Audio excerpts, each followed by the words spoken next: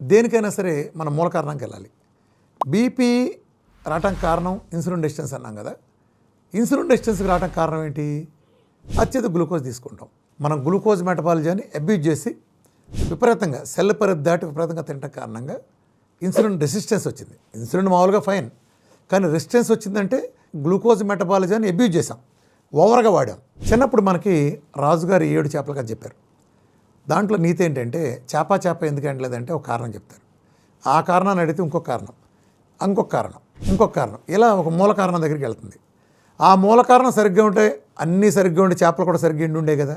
అలాగే మూల కారణం ఏంటి?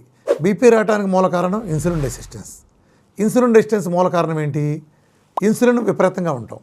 అసలు ఇన్సులిన్ విపరీతంగా ఎందుకు ఉంది? విపరీతంగా గ్లూకోజ్ తిన్నావు కాబట్టి. గ్లూకోజ్ని పీక్ అవుతా పోలా. ఇప్పుడు నేను గ్లూకోజ్ని పీక్ అవుతా పారేసా. మీరు తినే ఆహారం నుంచి గ్లూకోజ్ పీకేసా. ఎప్పుడైతే గ్లూకోజ్ని పీకేసానో అప్పుడు గ్లూకోజ్ కోసమే పుట్టే ఇన్సులిన్ ఉండదుగా. ఇన్సులినే లేనప్పుడు ఇన్సులిన్ మీద రెసిస్టెన్స్ ఎలా ఉంటుంది?